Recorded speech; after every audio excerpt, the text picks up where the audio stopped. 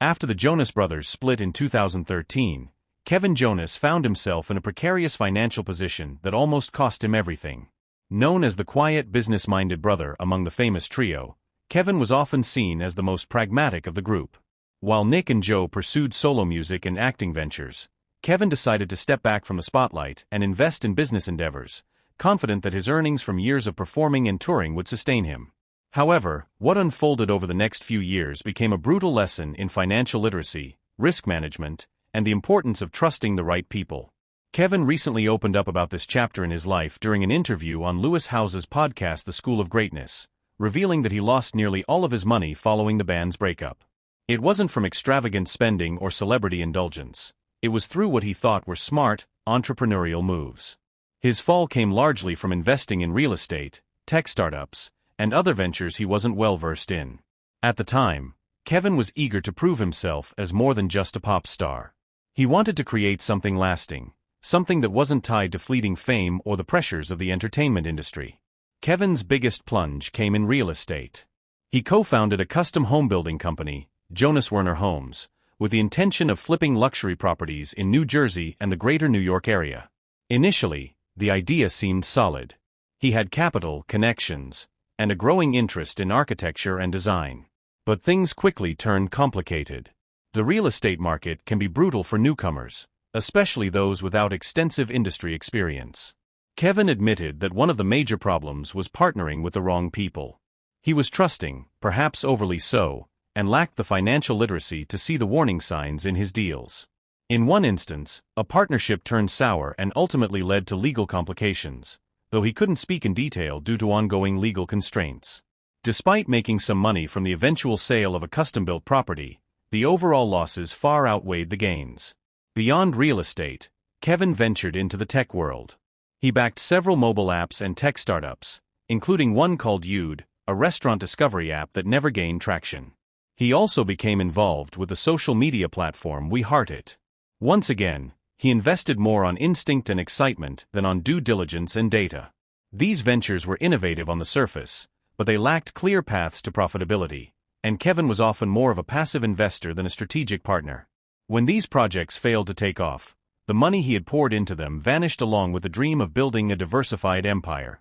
The financial strain was overwhelming, but the emotional toll was just as profound. For Kevin, the hiatus from the Jonas Brothers wasn't just a pause from music, it was a loss of identity. Performing had been his life since he was a teenager. When the tours stopped and the band faded into the background, he found himself adrift, unsure of what came next. While Joe and Nick stayed in the limelight, Kevin felt increasingly isolated. The pressure to succeed in business, combined with his dwindling finances, led to a spiral of anxiety and self-doubt. He said during the podcast that there were days he didn't even want to leave the house, and he became engulfed by a sense of failure. He had gone from living what many would consider a dream life to watching his financial cushion deflate with every poor investment and every business misstep. What stings even more, Kevin said, is that he didn't truly understand how much money he was losing until it was almost all gone. "I didn't know what money really was," he admitted. "I didn't know what to do with it." That statement reflects how common financial illiteracy is, even among those with high incomes. Kevin had spent years earning millions with his brothers, but like many young celebrities, he hadn't been taught how to manage it. He trusted financial advisors and partners without fully understanding their roles, and he didn't ask the right questions until it was too late. Despite the loss, Kevin doesn't view that time in his life solely through the lens of failure. Instead, he sees it as a hard-earned education, one that most people don't get until it's already cost them everything. He's more cautious now, more strategic, and deeply aware of the difference between calculated risks and blind leaps. He's also become an advocate for financial transparency and learning. In interviews, he encourages young artists and athletes to educate themselves early on about managing money, making investments, and understanding contracts.